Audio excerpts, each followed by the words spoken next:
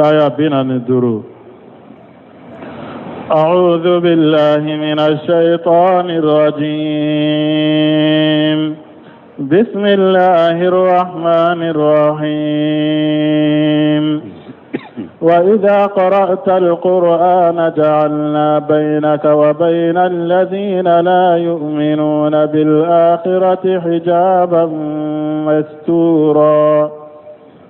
بسم الله الرحمن الرحيم. والصلاة والسلام على نبينا محمد وعلى آله وأصحابه وسلم تسليما كثيرا.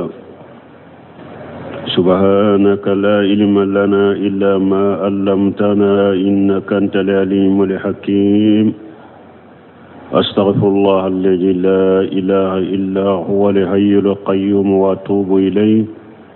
اللهم انفعنا بما علمتنا وعلمنا ما ينفعنا وزدنا علما. biye tarata suye hijriya bakele ani kemenani ani binani ani nani shahru rabiu usani nyinye hijriya sankalo nani na bisuye wolon fulanna de miladi nasarau ka jate ba fulani mugani fula sankalo tani kelena bisuye mbeke o foloye ambe dawda bugun masjid ar-raja ambo kono. a'udhu billahi minash shaitanir rajim. wa idha qara'ta al-qur'ana jalina baynaka wa baynal ladhina la yu'minuna bil akhirati hijaban mastura. yaqulu ta'ala lirrasulihi Muhammad sallallahu alayhi wa sallam. Alaba fo masami nkoro talendo aya fo akachi denye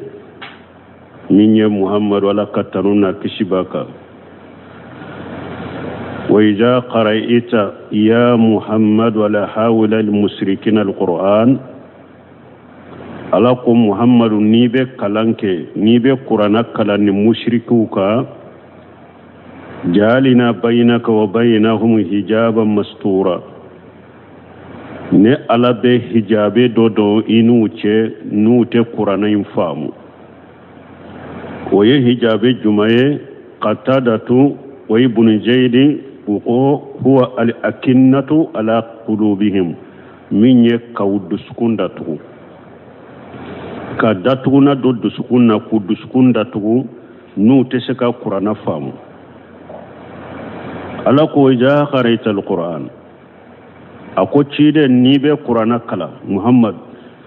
jalina baynaka wa baynal ladina la yu'minuna bil akhirati. ni ala be keli ke enye ani munu malli manilla garay mbe keli ke inu ulunye hijaba mastura mbe hijabe dode bila unu che hijabe mumbu sutura ku duskunda tu nu tesga Qur'ana infam. ni ne tafsiri doye o mi qatadatu ani bunujeri ya fo chogomi ani tawsir muyassar wulu fana ya tawsir nin chogodela mana ku duskunda tu te Qur'ana fa ukonni mbe ko mi nana aya wore kono ni ala ko wa qalu qulubuna fi akinnati mimma tad'una ilayhi. mushriku ko chidema ko an dusukun be fende kono minyu datugu an ka dusuku be fendo de kono minyu datugu iba wole kata minna nante se ko famu o fi ajanina waharu antilo fana ewa doni gir fengirma bantilo fana la nante se ka kuma imme o min baynina wa baynika hijab aw hijabe dobe anni ce fana min bambali nante se ka kuma famu ay mani hailun an yasila ilaina mimma taqulu shay. hijabe dode be anni ecce ibe fengo fen fo fendo de be anni ecce o famu ce ibe min fo a foite she amma ante foy fo amala a foite shamma fana hijaba mastura bo ni tawsir wore nana la bunkashiri bo onati asma binti abi bakar أقول لما نجلت تبت يدا أبي لهب وتب قلت ما مني آية جينا جاءت الأوراء أم جميل قو أبو لهب مسو أم جميل نانا ولها والولد أن منكا وفي يدها فهر كبكر دوبا أبولوكونو وهي تقول أباك كافو مجمما أتينا ciden be ciden de lagoshi ko mujammama ko mugol lagoshi de mujammama atayna aw abayna ko ni mugol lagoshi de ni fel lagoshi de munun nana ka mugoma o de nana ma ube amban ne ka koma wa dinuhu qalaina ika dina amban nama wa amruhu asayna ika ko anya soso abaki kan kuma nunu fa be mankanci kana kaba kuruba bolola o ya soro ciden sigilendo abubakar sigilen be ciden kerefe aw abubakar ko ciden ma akon nim muso fule kan yeshi kana de ne be shira akani yede fa qala lan tarani ciden ko tenne wa qara alqur'ana wa aqra alqur'ana a'tasimu bihi minha ne be qur'ana kala ne qur'ana ben tanga kabwama ko ciden ya qur'ana kala ummu jamili anana fuka jo abubakar kunna abubakar be ciden krefe fula be sigileno anyabe abubakar la ko me ama ciden ye ako abubakar ma ki to nyogo nyame ko ayenne la gosira ayenne nani de abubakar ko aminani abubakar ko aminani ajora ama ciden ye ako nyame ki to nyogo ye la goside ayenna ni nana ode kama abubakar ko aminani anyate ciden na me anyabe abubakar la kasuru ciden abubakar siglembe nyogon krefe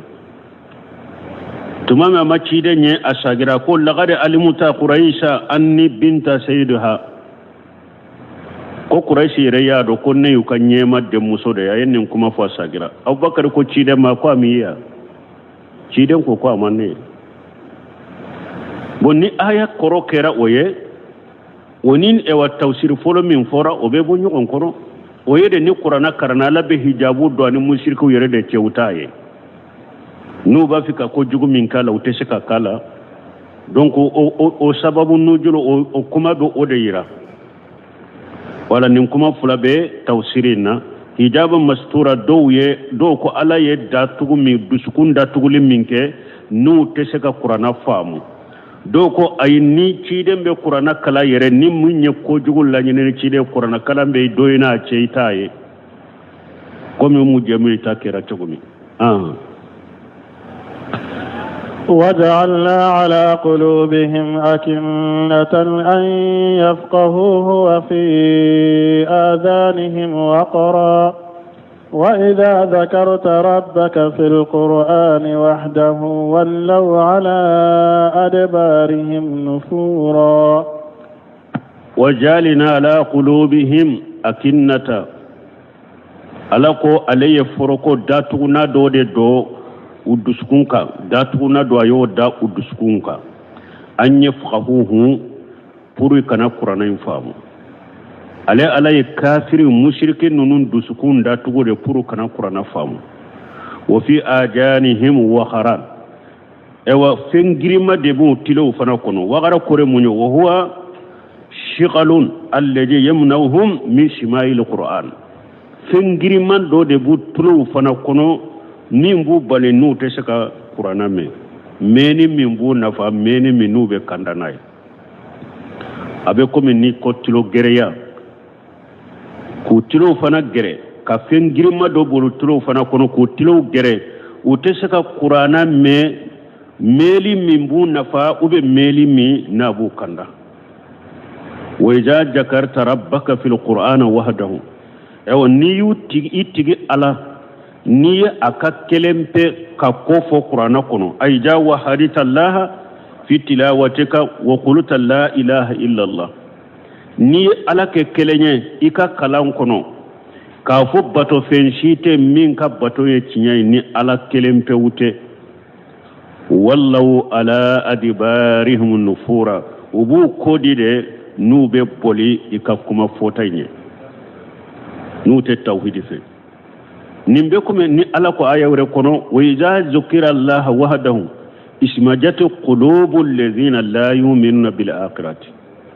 ala ko ni ala kelempe de foko ala kelempe ka bato mogo munun telli manan la garay dro uduskum bedimi uduskum be koro ula uduskum bedimi donc mushriki kafiri alete tawhidi photo fe koy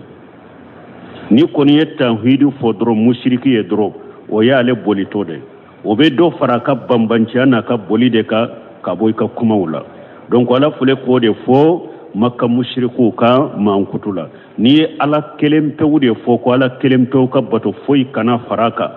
ibu ko de nube boli ika kuma fotanye نحن أعلم بما يستمعون به إذ يستمعون إليك وإذ هم نجوى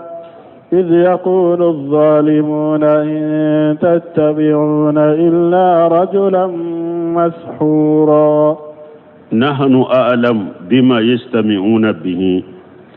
على قناة على دبادو مكة مشرك كنتم بتي لمكو من كما وبتي لم من كما نبي على دبودو مكة مشرك كنتم محمد وتتي لم ده puru ka Qur'ana men ka lamme puru kanda nyini ani tinya nyini u kallamini tawyede ubeti lamme min kama ne alabadu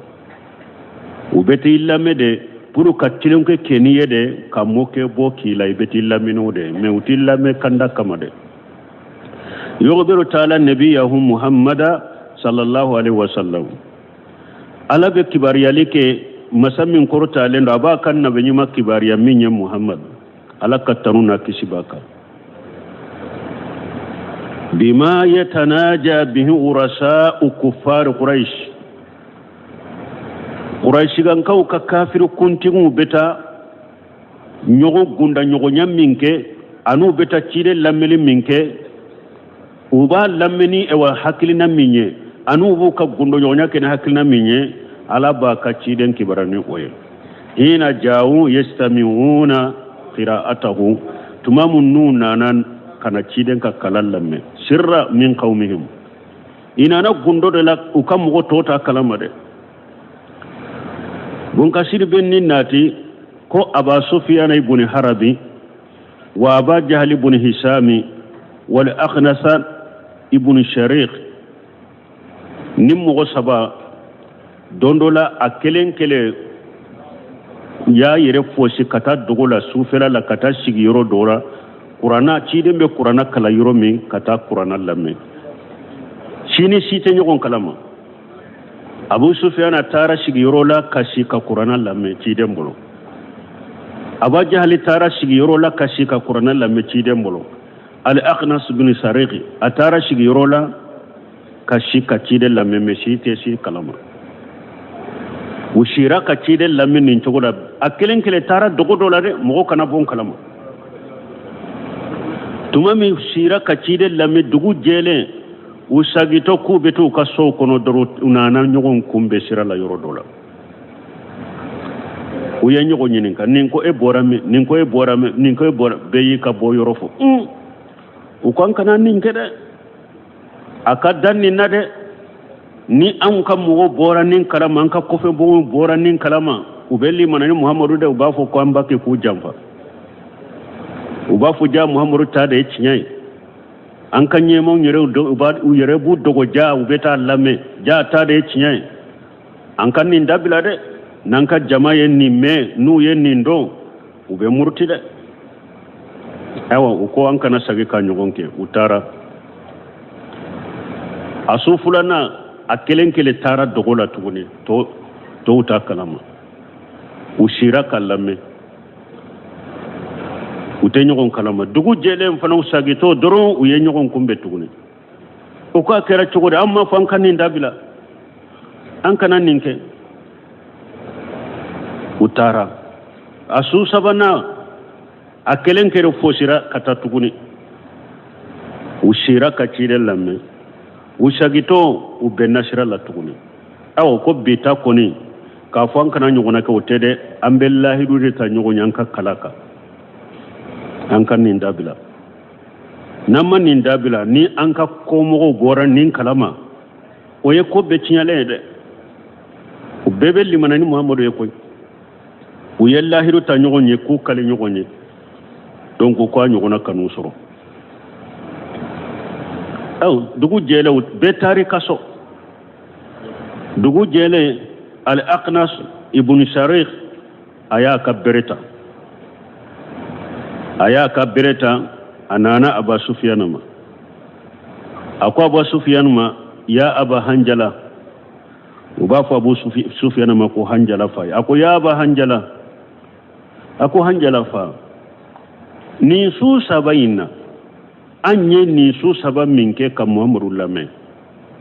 eye mun famu ako muhammadu kona bake ka munun fo ne bu do famu u do fana ntu famu ala aqnas dun sariga ko mfana bo chokola atara abu jahal fe ako ya abal hakam ba fo abu jahal fana abal hakam ako abal hakam ako ni su sabayina anye minke ambe muhammadu lame eye mun famu ka kuma wala ako ne be mun famu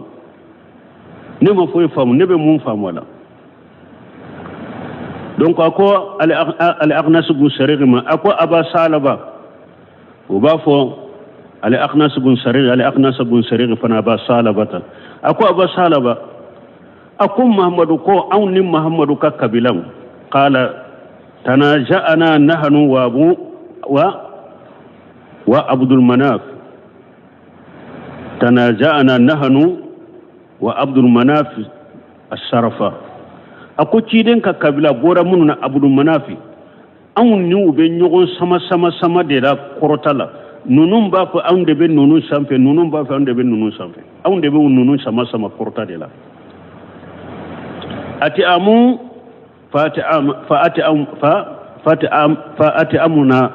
fa'ati amuna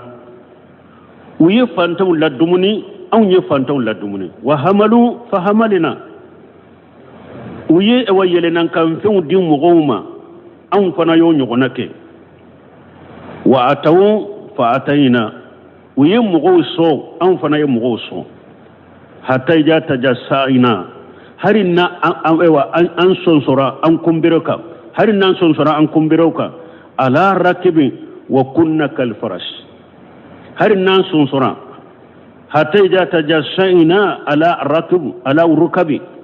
wa kunna ka faras ka furush harinna an sonsoran kumbele de ka mana an beke komi mugomin dalembe duguma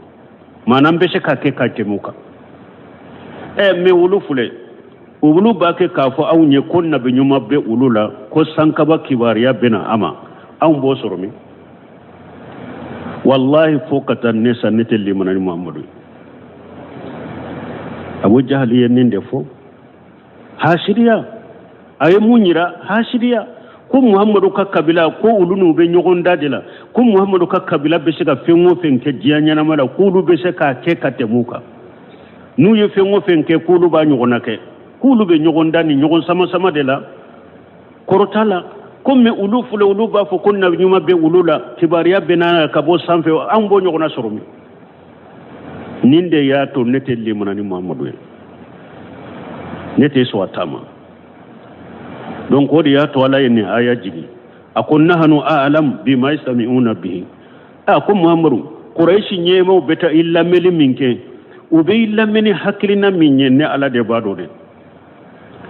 ili yastami'una ilayka tumamu bake kallameli ka katima ikakala ubake kallameli ka katima ube illa meli ni haklina minye ne de bado tinyanyini te koy ukallamini katima tinyani lamilite kandanyini lamilite de puru ka yelila katilonke kene ibeta wila me ode kama wayhum najwa ani tumami uyenyogo nye tumbe gundo nyogonya uka gundo nyogonya uyake min kama mbo fona dode uka gundo nyogonya fona kunte hera e katima koy tumamu tumbuka gundo nyogonya infanama gundo nyogonya min no bala ubake ka min fo mbo fana kalama idi yaqulu jalimuna tumami tunyali kila nunu nyafo in tatabiuna illa rajulan mashhura uko ka jamama mo munun tugura muhammadu ko sallallahu alaihi wasallam kuma aw take kattugo foyko ni mo dabare lente tumamu ye nyogo nyefana munun tuguri ko ukam mo munun tuguri ko no bake ka nunfuye mbo fana kalama de ko ukam mo ma munun tuguri ko amatugu mo shi ko ni mo dabare lente mo min ya dabale de ya korotere ka dabale hakiri cinyana abake ka kuma fo kuma munatu kalama aw fana tuguro ko tumamu ye nyogo nye kan nim fana fo ka mo yembe nim fana kalama uyen defo aha انظر كيف ضربوا لك الأمثال فضلوا فلا يستطيعون سبيلا انظروا على كوي كاللاجي كيف ضربوا لك الأمثال تمامو يب تاليو نمثاليا تشامان غوشيلا ewa do be mushrikula uluko shairu ko muhammadu e donkili dannade do be mushrikula uluko kahinu ko dabali taladiro do be mushrikula uluko majnunu ko fatido de do be mushrikula uluko shahiru ko be dabali dete donkili danna kolon filinado fato de do de dabali kala de do nimbe fora ci de mushriku bolo wali haja qala taala ninde koso alako unzuru kayfa darabu laka li amsala akoy kan la jaw yim misaliya chama min foika fadallu infilila bela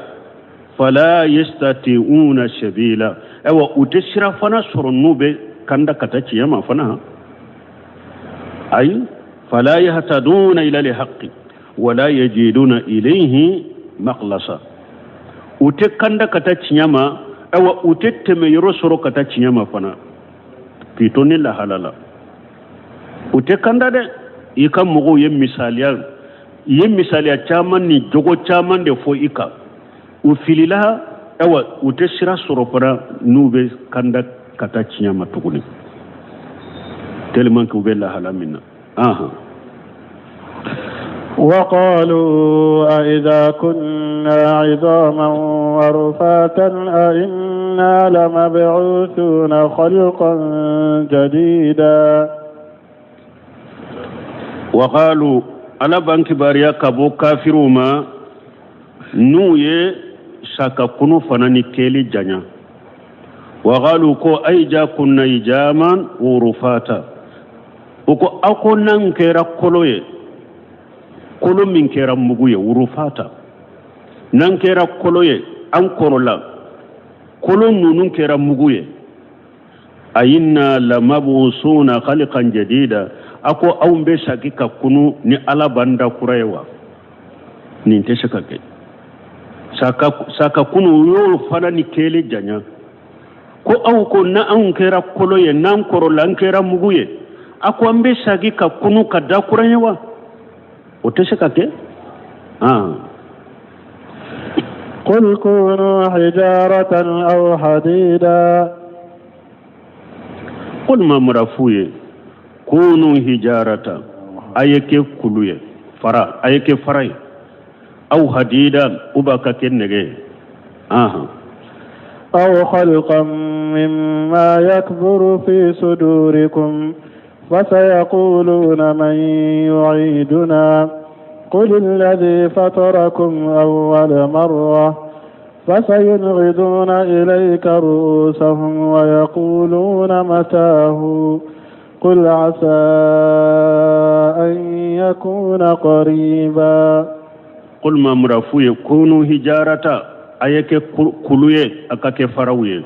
أو حديدا أباكك النجي أو خلق مما يكبر في صدوركم وبي أكاك دانفن من كبو أو يرنين كنو دركو يدانفن باي أي كوي na kada ya yake kulwe uba kake nagaye ube dan fe min yere kabbo aw yere dusukun kono aka ke ayeke oye ne ala baw saga chogo korola mbe sage kawda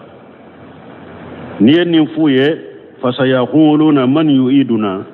ni nin fuye ubena fuye o soni ubena fuye wajibu ubena fuye ba fo muhammad aha nan kera kuluye an kera nege ube an kera dan fe min kabbo an nin kono jombe an saga chogo korola jombe sage kanda kuraye nu yinyin kan na qul afuye allazi fatarakum awwala marrat atunte jinya kono masammi nyawda kauna ti jinya kono de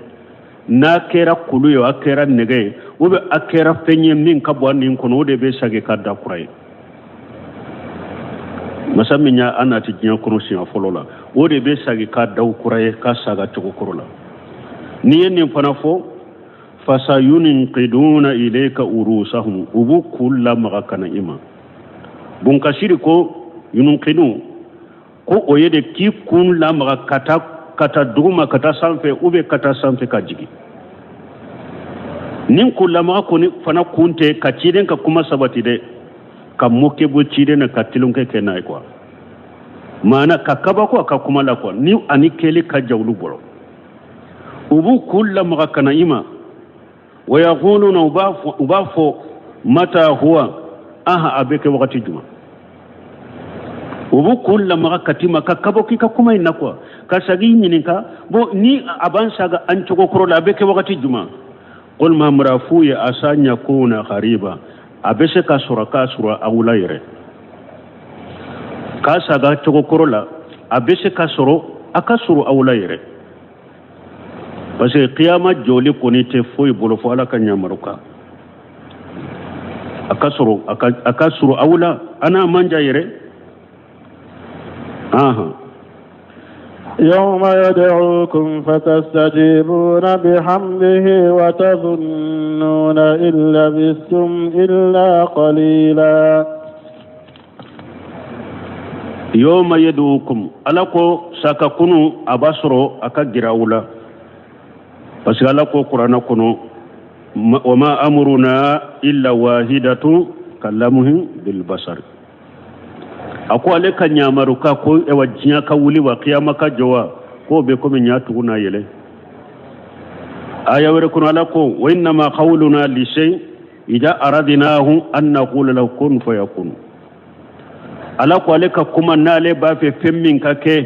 ale ba fo ka ke de drobe ke وقال لكم فإنما هي جدرة واحدة أكو أو كنوني ويولي لكو كلن على بلو فإجاهم بساهرة بو من كلمة أبو يرسر قيامة كنكا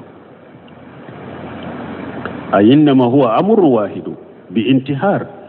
أو كنوني ينيامري كان كلن على نيامري كان كله على بلو فإجا الناس قد خرجوا من بطن الأرض إلى جاهرها nyamari ko kele dorobe bo min kalama ibe hada ma daw nyew be bo dugu jukoro ube jo dugu kolo sambe nyamari ko kele ode ato ni yoro lala ko yawma yad'ukum fatastajibuna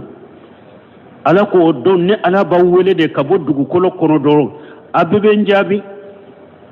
ay tahumuna kullukum ijabatan li amrihi wa tati li radatihi ala ba wele sinya kele de dro abebe ala jabi abe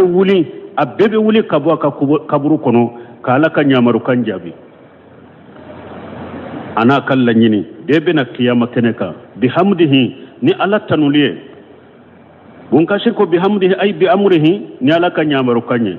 wa qila bi marufatihi wa tatihi akuduku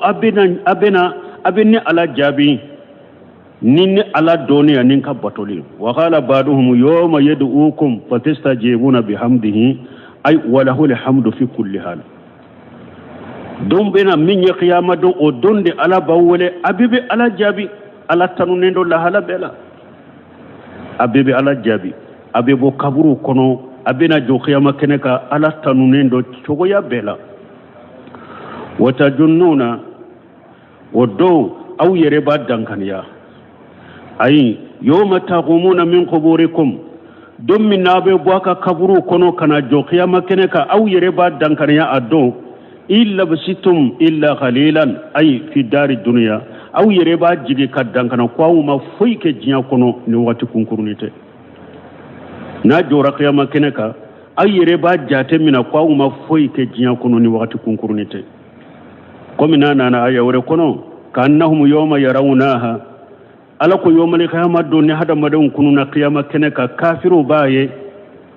lam yalbasu illa asiyatan aw duhaha uba fa umma foyke jiya kono fo ula fela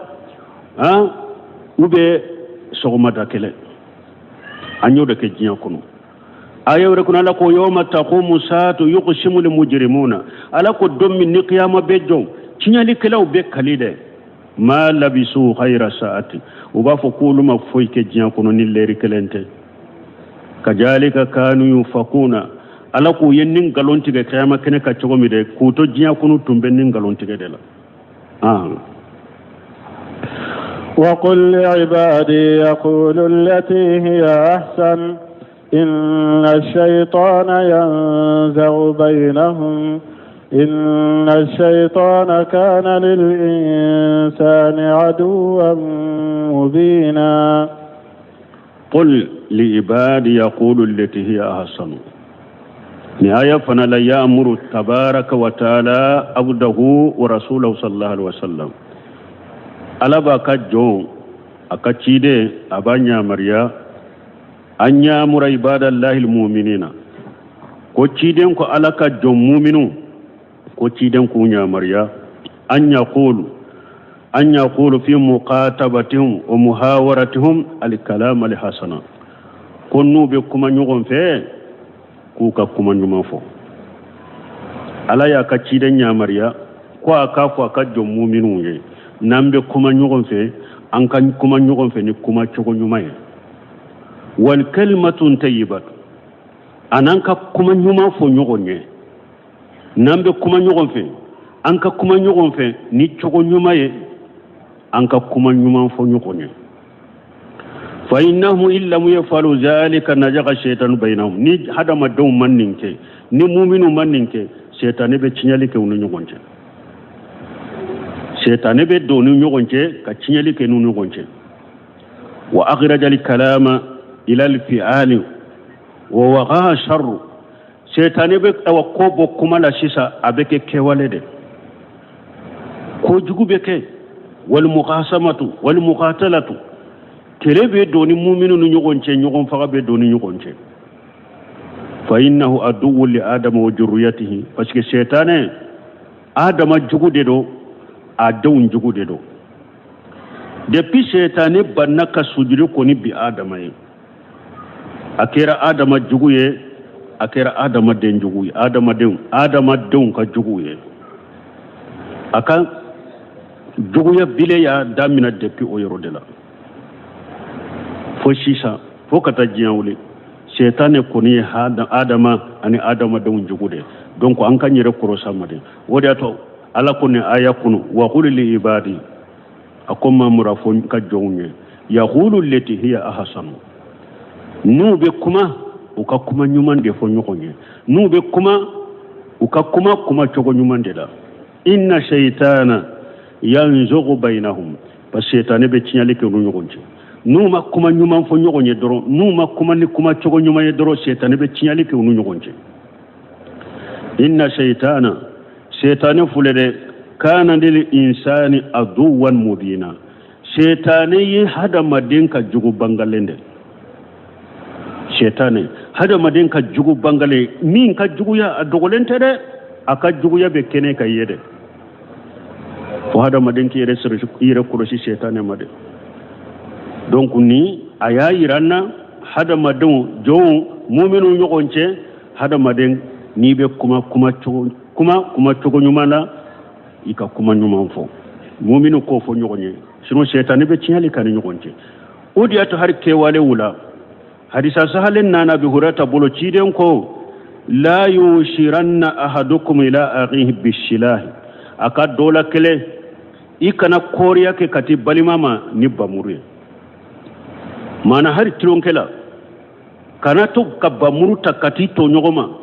mba kila sisa mba kila sara komi naluma udobake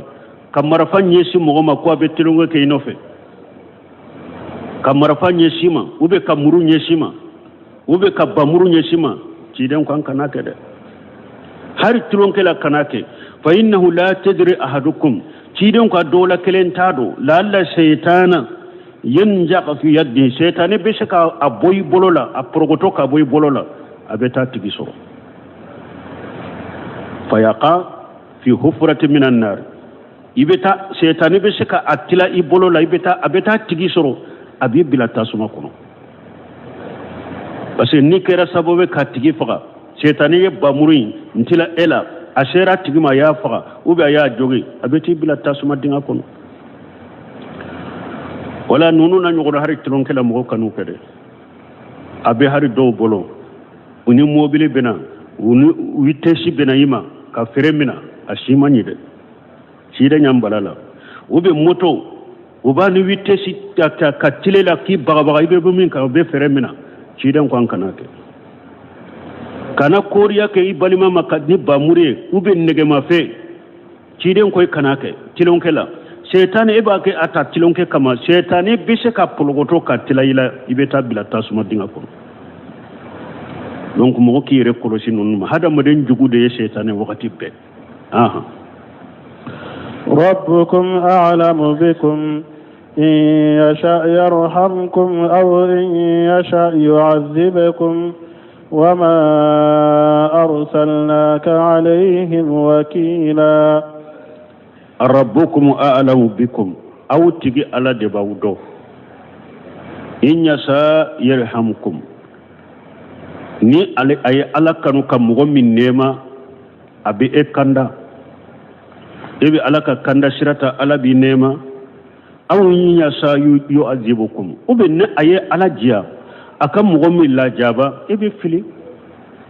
ibi la jaba ka sirake kala jaba ka baraw ke ala bi la jaba وما رسلناك عليهم وكيلا محمد ما اتشي كتا أما كو إكانو كولوشده إما تشوما پورو كاري كولوشده اتشي روما كتشي دنيا دلاسي اتاي موني إنما رسلناك النجيرا ني اتشي دي دريكنا مغو بغا فمن أتاك دغل الجنة ني مغو من تغريكو أبيدو الجنة ومن أساك دغل النار ni mo min yeso sabiru tasuma kono rabbukum a'lamu bikum ayyuhan nas hada ma da watiga ala de bawdo man yastahiqu minkum alhidayatan wa man la yastahiq mo min ni kanda kaka ala bodo mo min ni kanda manka ala bodo in ya sayarhamukum bi an yuwafiqukum litatihi wal inabati ilay na kadi alaye abawu nema chogodi ababe sawaba de ma abe alabato abe sagi katalamu donc ne aya koroto de min alabato qiyama e alabato la na kadi alani nema ni amandi ani la jaba wotede inya sa yarhamukum akure munye bi an wafiqakum litatihi walinabati ilay na alakanu abawu nema ni ala ya kanu kam mo min nema be munke abibe sababa de may be ala batoke ibi yere sagi kata alama kala batoke katugo ciden ko ala bi nema aw inya sa yu'ajibukum uben ni akdiara alay abawla jaba mana ibe fili ibe la jaba ka baraw ke ka janga kata baraw ke ala bi janga kata lagara aya mana yeninde وما أرسلناك يا محمد عليهم وكيلا محمد نبا إيشوما كوي كان utangale kelen ukurusiri kelen sarabagati yokoy eye chiden de ni echi iku bagabagade nimmin tugure ko anado arjanna kono nimmin ni soso anado tasuma kono aha وربك أعلم بمن في السماوات والأرض ولقد فضلنا بعض النبيين على بعض وآتينا داود زبورا وربك أعلم بمن في السماوات والأرض ما مرتك على danfe be sanka bawlon fulala arde budo danfe be duma kulon fulala ba bedo munna bi maratibihim fi ta'at wal mashiya danfe be sanfe ala bu kam marataba do ala batola ukala bato be marataba bin ala bado danfe be duma kulon fanala ukamara tababe minka ala bato la ubado ukamara tababe minka ala sosoro ala babedo ala soso bagana ala bato ba ala babe kalam danfe be sankaba wolon fulala ukabbato anu kala bato be degere min ala babe kalam danfe be duguma kolola ala soso la ukala soso hakke ala babedo ala bato la ufana kala bato nu kala bato hakke ala babedo ala babe kalama ولقد فضلنا بعد النبيين على بعض على قول النبي نيم فسمنتا نيغونكا ابيكم ايه ويركون على تلك الرسل فضلنا بعضهم على بعض على كون نينتيد منو فلنين على يكوفو اويه ني تشيد نون فسمنتا نيغونكا منهم من كلم الله تشيدون دوبه على يولكم نيغونا كومي موسى adama muhammadu warafa ba'dahum darajat cidon dobe ala yuluka daraja korota alai cidon fasamta nyonya wa haja la yunafi ma sabata fi shay'in minni aya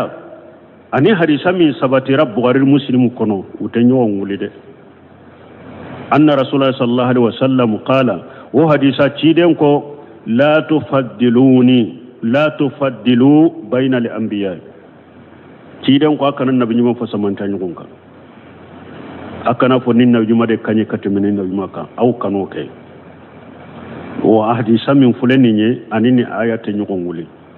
fa inna li murada min jalika huwa tafdilu bi mujarrati tasahhi wal asabiyat la bi muqtara dalil ciiden ye min bali o hadisa kono ko akana nabi nyuma fa samanta nyugonye kan nabi nyuma do fasamanta nabi nyuma do kan ni ndungo ya ni supporteria ka soro delilati bolo hadisa in kambe odema kanan nabi nyuma do fasamanta nabi nyuma kan ni yere ni ndungo ye ani supporteria nebe ni nabi nyuma de ko nebe ni nabi nyuma de fekateme ninka ka fasamanta kan ni oye ka soro delilati bolo cidenye ode bali fa ija dalla dalilu ala shay wajaba itiba'uhu min ni dalila ya femmi nyiranna awajibiran ka tugu della ni della min ka fasamanta yiranna minka awajibiran ka tugu della ko wala khilafa sosoli tala anna urusula afdalu min baqiyati al-anbiya cidewnde kawsan nabi nyuma utoye nabi nyuma be cidewnde kawsa nabi nyuma utoye sikatola wa anna ulul ajmi minhum afdaluhum awa ulul ajmi nunun fana ulude kausa cidon fana toye wa humul khamsatu ulul ajmi nunu ulu yadurude al majkuruna nassan fi ayatayn min al quran fi surati al ahzab wa surati sura ulul ajmi durui mo duru min kausa ciden beye ala yu togofo aya fula doronde kono aya dobe suratul hajab kono ala yu mo duru foy aya dobe suratul sura kono ala yu mo duru foy al hajab tay jumay wayja aghajna minan nabiyyin min saqahum minka ala ko tuma minne ala ye lahidu mina nabiyyin wala wa minka ne nya jonye muhammadu folo wa min nuhi fulanna ni nuha wa ibrahima sabana ni ibrahima wa musa nani musa wa isa ibn maryama duruna isa ibn maryama wa funun li ulul ajmi wa foran aya kun suratul ahzab wa fi sura fi qawlihi wa fora suratul sura fana kunu alaka kumala sara lakum min ad-din ala yadina do kawma sariya ma wasabihi nuha kele ala yawshake nuha ni dina minye nuha kele والذي أوهينا إليك أن يمين وهو كان محمد مفلا وما وصينا به إبراهيم أن يوشاك نمين إبراهيم سبا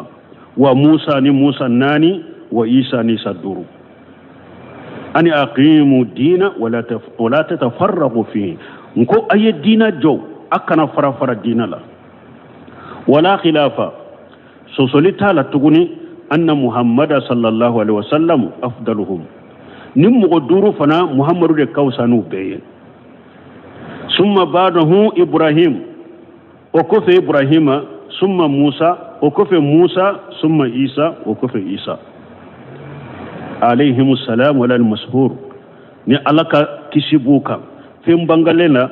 ulul ajmu yedon donc nabi nyumu ala yu fasamanta katame nyukonga cidon kawsan nabi nyumu ye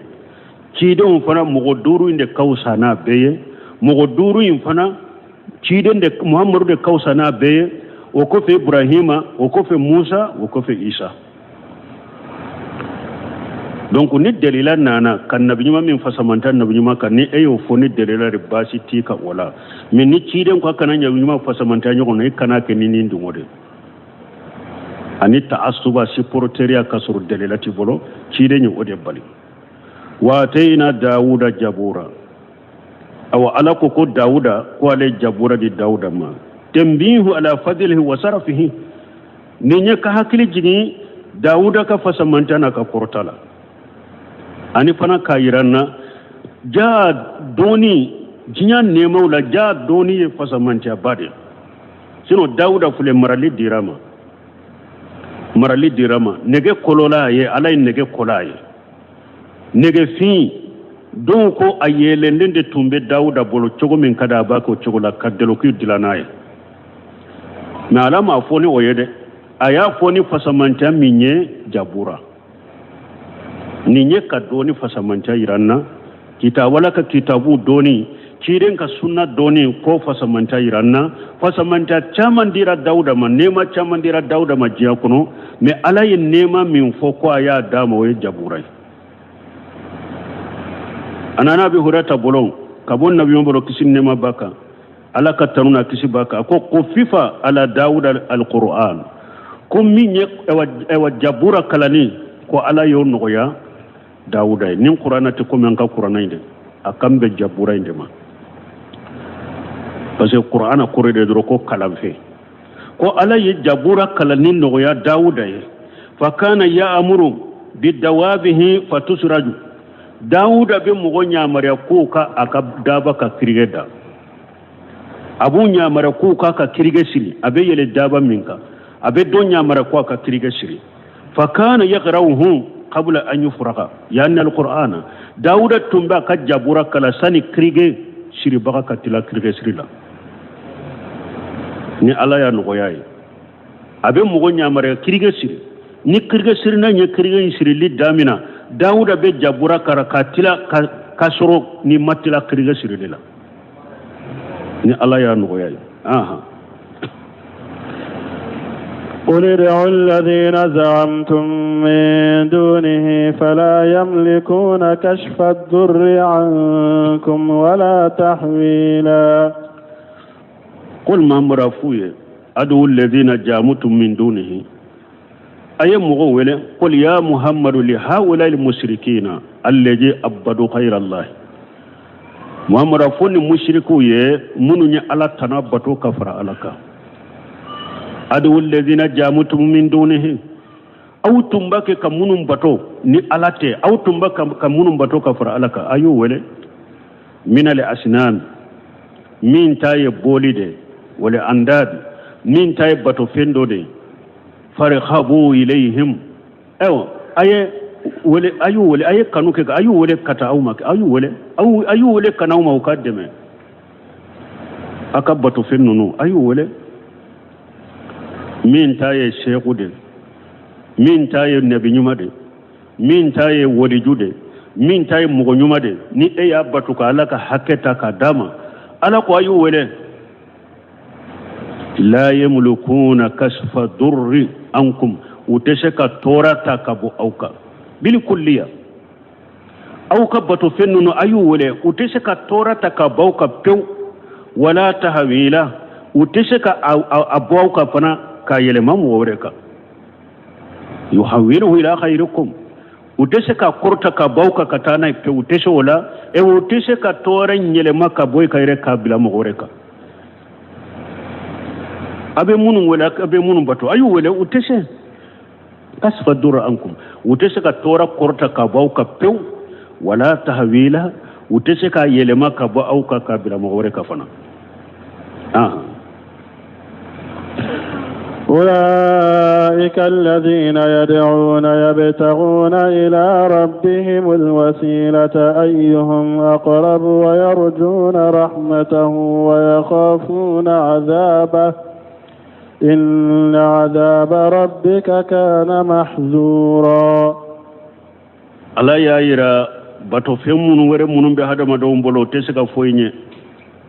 أن الذي يقدر على ذلك هو الله وحده لا شريك له الذي له الخلق والأمر نيم بشك تورا كورتا كابوي كابتو وبي كتورا تاك إكا كتاب بلا مغوريكا وي على كلمة ودي مسامن ني جنيون تعالى مسامن ني علي دي دالي كي فيم بي علي دي تاي وكوفي على كو أولئك الذين يدعون على كو باكي كمونم باتو يبتغون إلى ربهم الوسيلة أو كبتو فيون يريو ulu yere bake ka ewa masurunyali do de nyini kata alama ulu yere bake ka bara ude ke bara munumbu gere alala ayyuhum aqrabu ulu yere bake ka sira do de nyini kata alama sira munbu gere alala aw ka bato fennuno bon ni do ba fo ko mo do de ko tumbe jinnaw bato me aka kuma sale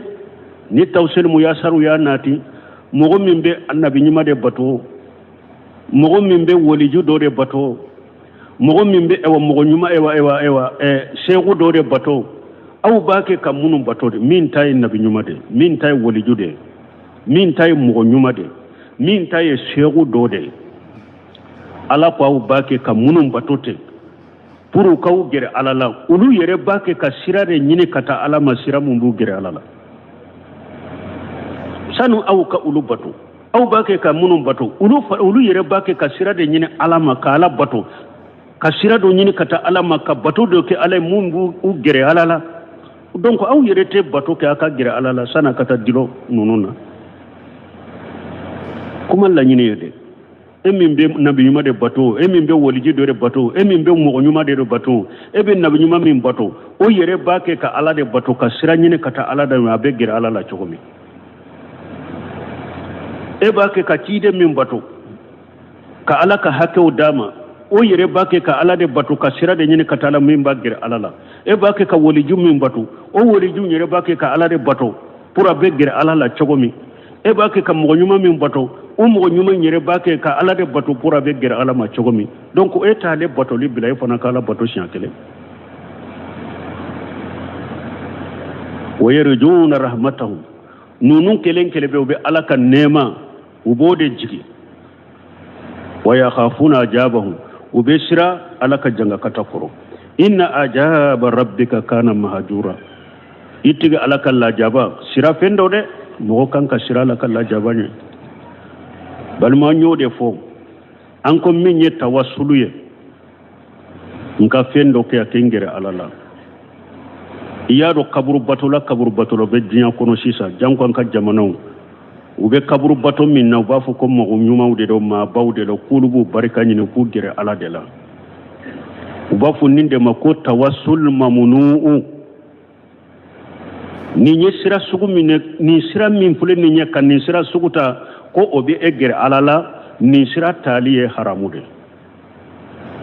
ado bi kafiriya ki labo silamiya kono yere ado be haramule be bidiyala mogo be tawafu ke kaburu la ka kaburu de tawafu ube ka kantigale ke kaburu la ube ka dafale ke kaburu la ube ki dama kasi kaburu de la e ka wasila min fule niya tigi nyininka ko aw nunu nye ma bawde an be nunu batore an be nunu ku yede pour kanyere gerowla pour yomal khamado na surani donc nyew na ala de la nye ni e ya kede kaburu tigi mbatoli de kama ye mushriki ya shirkul akbar mukhrajum min al-millah furanka fo yakumba ba ya ke bolendo silamiya kuno pew ewa min be fo ko kaburu batula nununte akafu ko be barajula kana fo kafiru kana fo ay ote munum be dugu baw kono te munum be jiya kono sisade doni ke baw ko ni kaburu batula min be yorola kuranate shimaye ebe mugo munun cela ya abebe kaburu batoni fendela wajulu kila shima shauma kurana ma shauma kafu aw be ninna ni ni fulan kafu yede o ma shauma ye pew mo te sika fo lude makafiru parce que ho jama joka kurana ma shuma mi mugo be jiya dugu kono bi ni kurana sherima akoro foraye kanna ibe kam min famu ni ye kabur bato min ko kofe yi mushriki ye shirkul akbar mukhraj min al millah huja jolembika wa uhiya ilayya hajal qur'an li unzirakum bihi wa man balagha wote alay nin qur'ana ko hawnema purun kaw baga nay anini qur'ana shera mugo be jiya yoro nin qur'ana ko ni shera ema ebe minna o konni kabur bato min ni bala fulan ka fu yadero kan tigali mi bala kabur la fulan ka fu yadero ibake ka sallim min ke kabur la fulan ka fu yamindo o sheri ma ha bon koro ni nya wahabiyude tay ni nya wahabiyude ka kuma fo be aya o doke ko wahabiyu ka aya mo munun be nin chogola huja jolen be nunun kade ashera nunu ma ubanna de nunu ya kafiru de shirkul akbar mukhraj min al millah ameni mo min tayede e ka kaburu tawafu yede ne koni be tawafu nke ka ala de bato ne tawafu ke ala bato de kama me komi ni nyem mo bay ni nye tawafu ke ala ye aka kaburu la ala be setin sara e bidiani haramu ke ni ma tawafu nke kaburu tiginye ima ke mushrike me ye bidiya ke ye haramu ke ibe sira la kata fulan ka faya mafana fulan ka faya sira de do ate be ye donc on va fo ninde ma ko tawassul mamnu ala yire ya fo qur'ana kuno walladheena taghaju min dunihi awliya ma na'buduhum illa liyuqarribuna ila allahi zulfa inna allaha yahkum bainahum fima kanu fihi yakhtalifuna inna allaha la yahdi man huwa kajibu kafar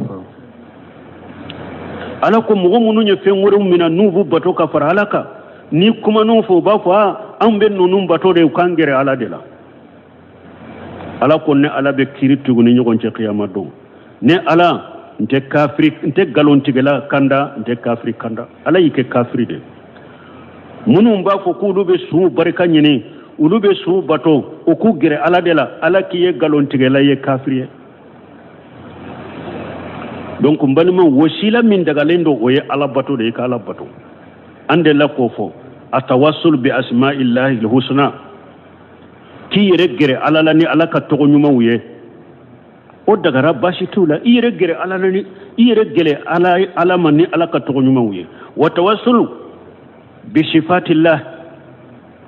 ani ki yere gere ala la ni ala ka mankuto nyuma wuye wa tawassul bi afwalihi ki yere gere ala la ni ala ka kewale wuye wa tawassul bi imanihi bihi yere gere ala la ni kalli mana ni alai wa tawassul bil amali salih yere gere ala la ni bara nyuma ukeli salli kasu jakaw bon saragatu bon bangi baka bato ke nyuma yawke yere gere ala ni bara nyuma wuye atawassul bi hali dai yere gere ala la ni yere kala halaika ala deli degu min bi kala ki kad degu wuli atawassul bi man turja ijabatu du'aahu min al ahya mo munum be nyana ma yala nimbude be nyana ma ma sa folo liman ya jondo ala nya sernya bagawdo e jigi bala ka du'u be jabi tawassulu ke ni o du'u ka to fo karasa du'u kenye nin ko bi mbolo mo munu ni ubu ka du'u ne jabu jigi tawassulu be kene nununde parce que wakati ya ansoro ansera yoro do ma kanka faram fancha me wakati ya ansoro tuguni ayoro la faram fancha nyana ma tese ka diama tuguni donc mbalma be min fo aw be munum bato wulu yere bake ka ala de bato ay ala bato odi hato ay alla ba ko yarjuna rahmatahu yaghafuna ajabahu hada madin fana ala bato la ikake bainal khawfi wa rajaa hada madin kala bato ni jigibe ala kasarala ana kan nema ika ala bato fana ni siralembe ala ka janga katako وريات قال بعض السلف من أبد الله بالحب وحده فهو جندي سلف دوكو كوني مغمي على باتوني كانوا درون اي جندي منافقين parce que sufi sira udobe munun dante mina sufi ala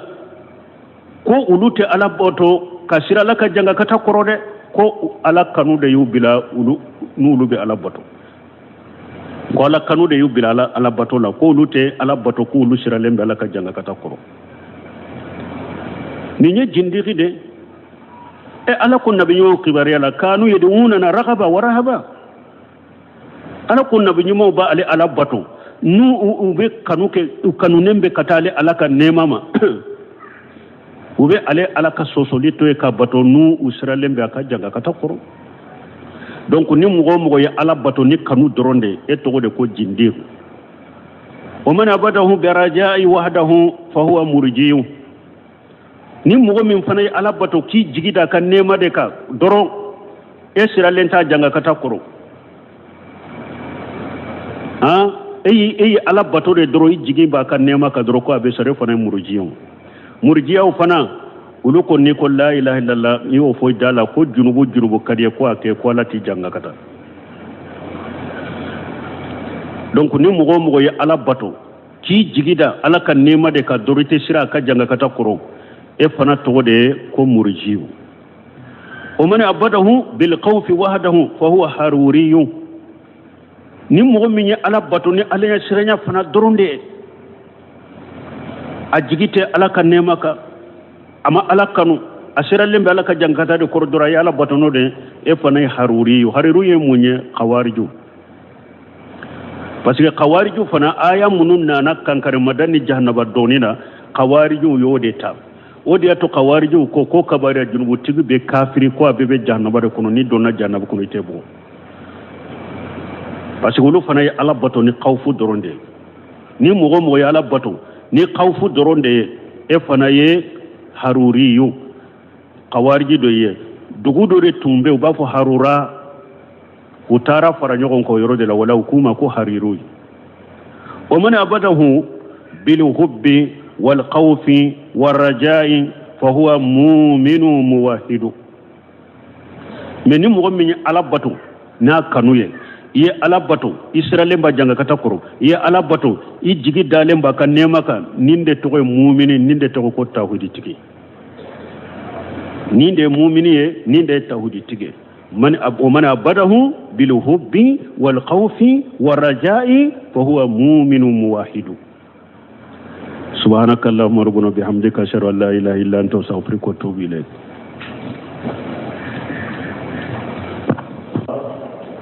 آية بنا ندرو أعوذ بالله من الشيطان الرجيم بسم الله الرحمن الرحيم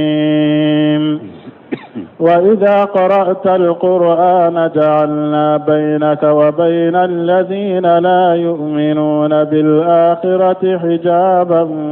مستورا بسم الله الرحمن الرحيم والصلاة والسلام على نبينا محمد